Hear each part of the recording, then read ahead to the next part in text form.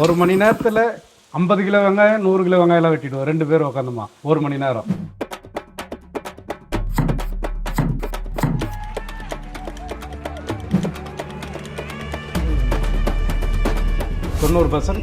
தண்ணியில் வேக வச்சு தான் போடுவோம்.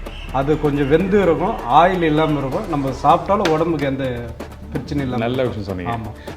வணக்கங்க, நான் தான் Shabdina. Welcome back to Shabdina's kitchen. எல்லாரும் எப்படி இருக்கீங்க? நல்லா இருக்கீங்களா? நம்ம சேனலில் நிறைய பேர் உங்களுக்கு எல்லாருக்கும் பிடிச்ச மாதிரி நிறைய ரெசிபிகள் ஷேர் பண்ணுறோம். நிறைய பேர் ட்ரை பண்ணி பார்த்து வெரி குட் ஃபீட்பேக் தரீங்க. உங்கள் எல்லாருக்கும் ஒரு பெரிய நன்றி. Thank you so much. அந்த மாதிரி இன்றைக்கி நம்ம பார்க்குற ஒரு ரெசிபி வேணா ஒரு அல்டிமேட் ரெசிபி, கத்திரிக்காய் மொச்சை சாப்ஸ். கல்யாணத்தில் போனோம்னா சாதாரணமாக உருளைக்கிழங்கு பட்டாணி பண்ணுவாங்க. கொஞ்சம் வயசானவங்க அதிகமாக அதை சாப்பிட்றதுல வச்சிடுறாங்க. அதனால் நாங்கள் இப்போ நிறைய கத்திரிக்காய் மொச்சை சாப்ஸை தான் பயன்படுத்துகிறோம். All time favourite. நம்ம வீட்டில் எப்பவுமே இந்த கத்திரிக்காய் வச்சு நிறைய ரெசிபி பண்ணியிருப்பீங்க. ஆயில் ஃப்ரை நாங்கள் பொரியலுக்கு ஒரு 70-80% பண்ண மாட்டோம். மொத்தமே பாயில் பண்ணுறது தான். கத்திரிக்காயை வச்சு மசாலா போட்டு நாங்கள் செய்கிறோம். இதனால் எல்லாரும் விரும்பி சாப்பிட்றாங்க. உடம்புக்கும் கெடுதல் பண்ணுறதில்ல. ஆயிலை தேவைக்கானது மட்டும் தான் யூஸ் பண்ணணும்.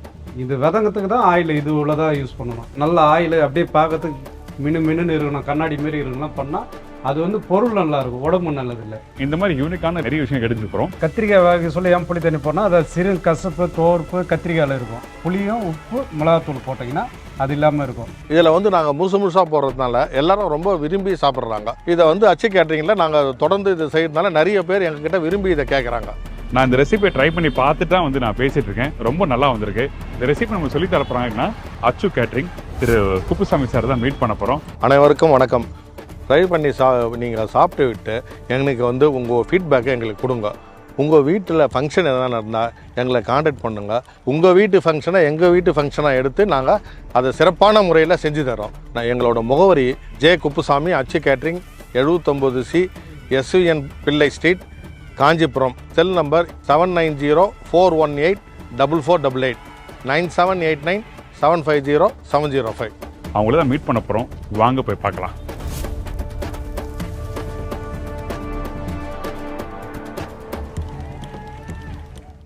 வணக்கம். வணக்கம் சார். நல்லா இருக்கீங்களா? நல்லா இருக்கு சார். ரொம்ப சந்தோஷம். இந்த ரெசிபி தேவையான சொல்கிறீங்களா? சொல்லிடுறேன் சார்.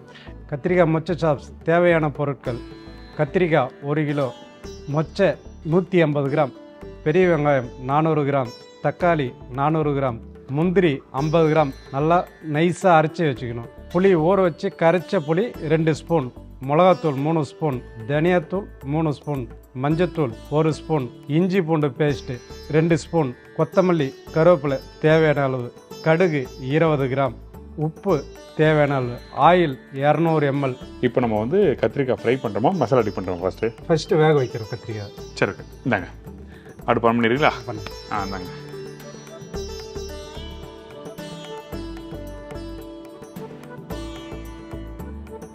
கத்திரிக்காய் போட்டு உடனே மசாலா போட்டுலாம் சார். ஓகே.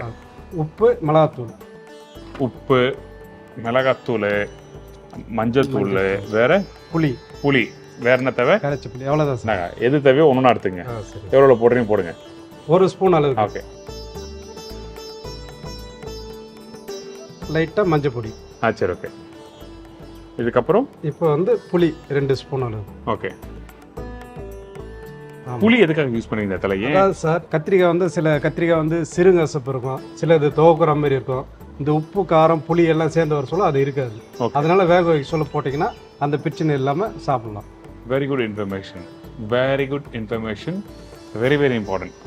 புளி எதுக்காக இது மாதிரி கத்திரிக்காய் வேக வச்சு போடும்போது சேர்க்கணும்னு சொல்லி தெரிஞ்சுக்கங்க. வேற என்ன வேணும்? அவ்வளோதான் சார். ஒரு 5 நிமிஷம் 10 நிமிஷம் வேகட்டும் சார். ஓகே. வேக வச்சுட்டு உங்களுக்கு எடுத்துட்டு எப்படி அடுத்தது பண்ணுறது சொல்லுங்கள். சரி, ஓகே. ஸோ இந்த கத்திரிக்காய் வேக வச்சு எடுத்தால் என்ன மாதிரி பக்குவத்தில் இருக்குன்னு சொல்லி உங்களுக்கு காமிக்கிறேன். அதே மாதிரி பக்குவத்தில் நீங்கள் வீட்டில் பண்ணும்போது வேக வச்சு எடுத்துருங்க. ஸோ வேகட்டும், பார்க்கலாம்.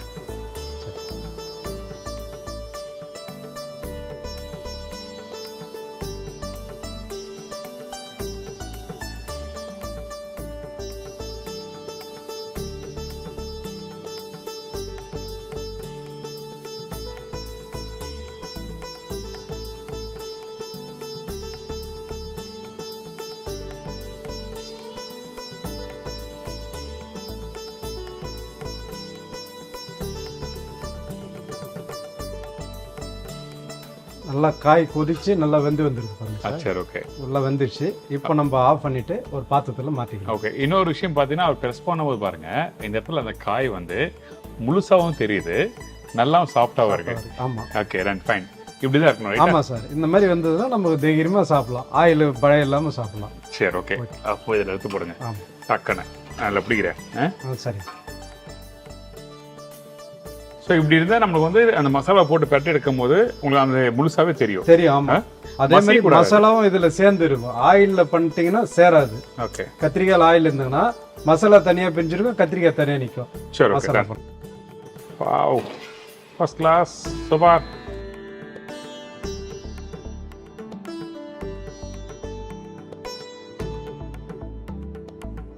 அவ்வளோதான், கத்திரிக்காவை எடுத்தாச்சு. ஃபைன்.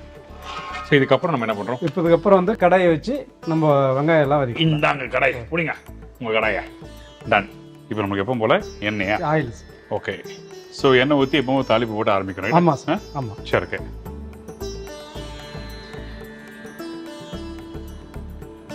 சரி, இப்போ எண்ணெய் ஊற்றியாச்சு. கடுகு, வேற என்ன தேவை? கடுகு, கருவேப்பிலை. கடுகு, கருவேப்பிலை, கருவேப்பிலை. இந்தாங்க ரெண்டுமே கொடுத்துட்டேன். கொஞ்சம் அதில் தண்ணி இருக்குன்னு நினைக்கிறேன், வேகமாக கோவப்பட்டு டப்பு டப்புன்னு வெடிக்குதுன்னு நினைக்கிறேன். கடுகு போட்ட பிறகு பச்சை கருவேப்பிலை, வெங்காயம் சார். ஓகே, இந்தாங்க வெங்காயம் வெட்டினதை பார்த்தீங்கன்னா சறுக்கு சறுக்கு சறுக்கு சறுக்கு வெட்டிகிட்டே இருந்தார், அவ்வளோ ஃபாஸ்ட்டாக வெட்டினார். பச்சை கருவேப்பிலை, வெங்காயம்.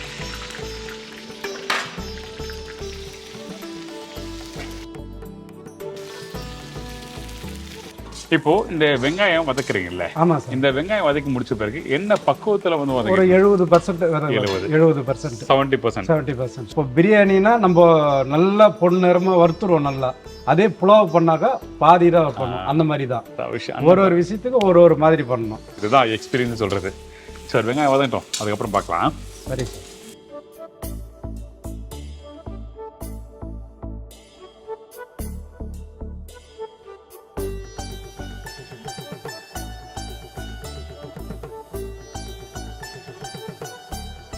வெங்காயம் நல்லா வதங்கி நல்லா வதங்கி வந்து இதான் பக்குவமா? ஆமா சார். அந்த வெங்காயம் எல்லாமே வந்து பார்த்தீங்கன்னா நல்லா அந்த கோல்டன் ப்ரௌன் வந்துச்சு. சரி ஓகே டன்.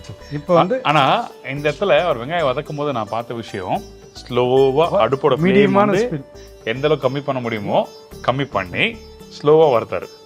சரி ஓகே. இதுக்கப்புறம் இஞ்சி பூண்டு. இந்தாங்க இஞ்சி பூண்டு பேஸ்ட். இஞ்சி பூண்டு ஒரே அளவு தான். ஒரே அளவு தான். இப்போ இது போட்ட பிறகு தக்காளி போடுறோம். 2 நிமிஷம். ஆமா சார். 2 நிமிஷம் வதக்கிட்டு தக்காளி போதும்ல? போடுறோம் சார். தக்காளி போட்டுலாம். தக்காளி இது நம்ம எப்போ போல குக் பண்ற அந்த பக்குவம் தான்.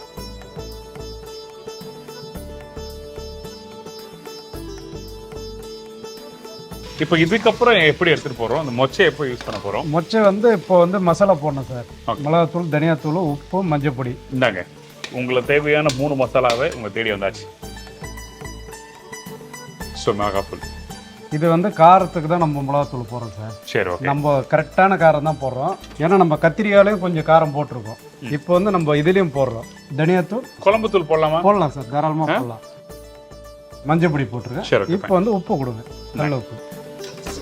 உப்பு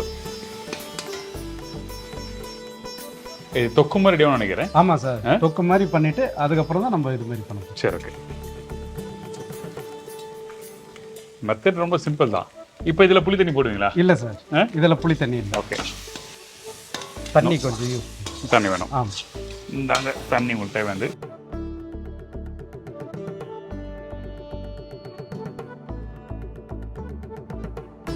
இப்போ தண்ணி ஊற்றிருக்கோம். இப்போ தண்ணி ஊற்றிருக்கோம் சார். நல்லா கொதிக்கணும். நல்லா கொதிக்கணும். ஒரு 5 நிமிஷம் நல்லா கொதிச்சு நல்லா நம்ம செமி கிரேவி மாரி வரட்டும். ஓகே. வந்த உடனே மொச்சை நம்ம முந்திரி பேஸ்ட் அரைச்சி வச்சிருக்கோம் பார்த்தீங்களா, அதை ஊற்றி நல்லா ஒரு கிண்டி ஒரு கொதி வந்தோடனே கத்திரிக்காய் போட்டு பரட்ட வேண்டியதான். சரி ஓகே. அப்போ ரெடி ஆகட்டும், அதுக்கப்புறம் பார்க்கலாம். Okay sir.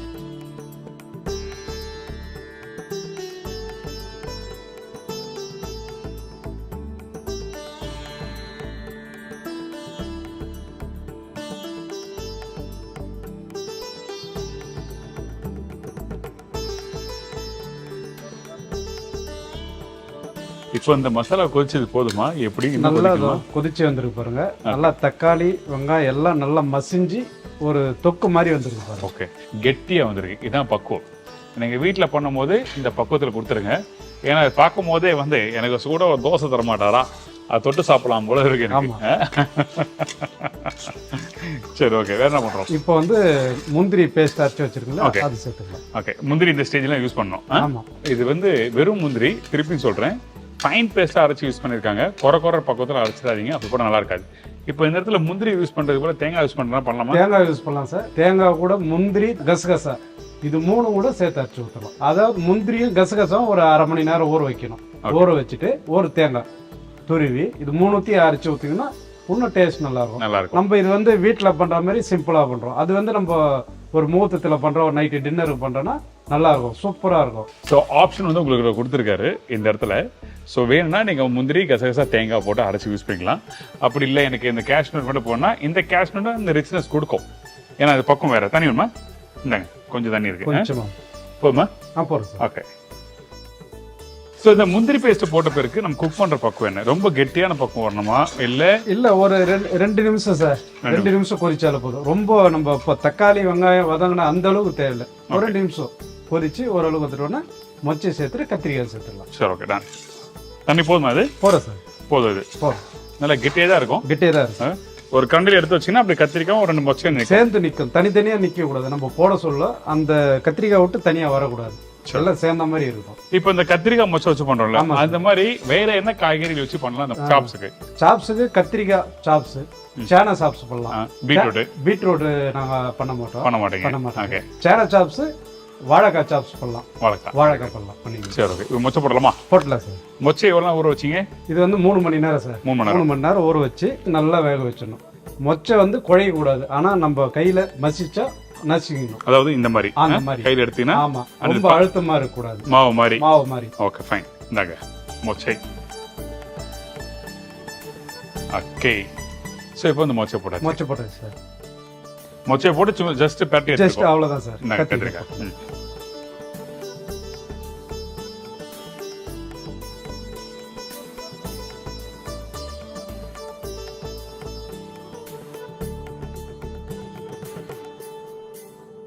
ஸோ கத்திரிக்காய் போட்டாச்சு. இதுக்கப்புறம் இந்த கத்திரிக்காய் மிக்ஸ் பண்ற பக்குவம் என்ன? சும்மா லைட்டா மிக்ஸ் பண்ணு சார். கத்திரிக்காய் வந்து உடைய கூடாது. ஓகே. நம்ம வந்து அப்படியே பக்குவமாக தான் மிக்ஸ் பண்ணோம். ஓகே. அந்த தொக்கோட நம்ம கத்திரிக்காய் வந்து சேரணும். அவ்வளோதான். ஆமாம், அவ்வளோதான். முழுசா இருக்கு.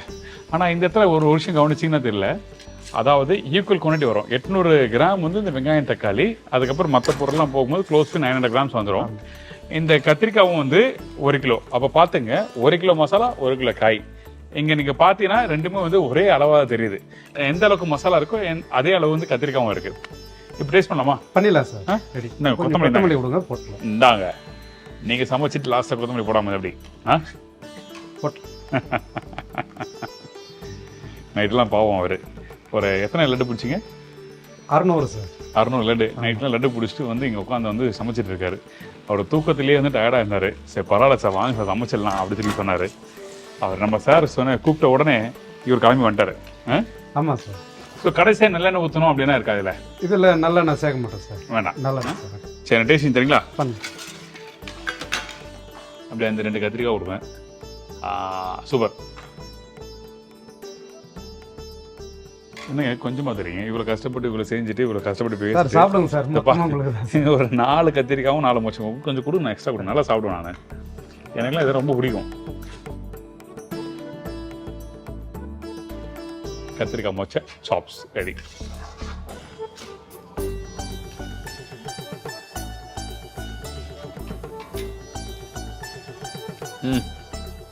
Really super. Thank you sir. First class. கொடுங்க எப்போ போல கை. என்ன கையோ தெரில. நான் புரோட்டெல்லாம் வந்து எல்லா கையும் நல்லா இருக்கு. வேற லெவல்லாம் சூப்பர். கொஞ்சம் காரம் இருக்கு. சாப்ஸ்னா அந்த ஒரு காரம் கூட இருக்கணும்.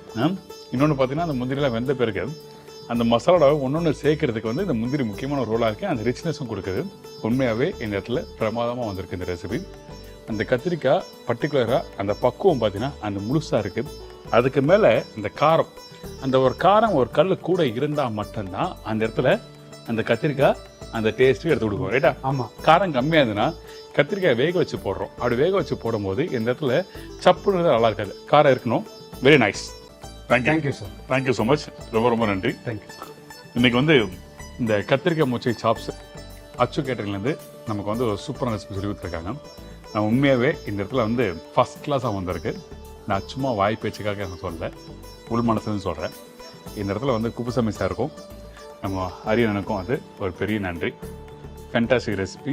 அன்றாட நம்ம வீட்டில் எல்லோரும் கத்திரிக்காய் வச்சு ரெசிபிக்கு பண்ணுவோம். அந்த டைமில் சின்ன சின்ன வித்தியாசங்கள் அது கரெக்டாக வச்சு பண்ணாங்கன்னா வீட்டில் தி பெஸ்ட்டான ஒரு டேஸ்ட் கொடுக்கும். சூப்பராக இருக்கும். கண்டிப்பாக ட்ரை பண்ணுங்கள், மிஸ் பண்ணாதீங்க. அதே டைமில் நம்ம வீட்டு சைடில் எதனா ஃபங்க்ஷன் இருந்ததுன்னா கண்டிப்பாக உங்களை காண்டாக்ட் பண்ணலாம். உங்கள் ஃபோன் நம்பர் டீட்டெயில்ஸ் எல்லாமே நான் கொடுத்துருக்கேன். இதே மாதிரி நான் இன்னொரு ஊரில் ஒரு புது ரெசிபி சந்திக்கிறேன். நன்றி, வணக்கம். See you, bye, take care.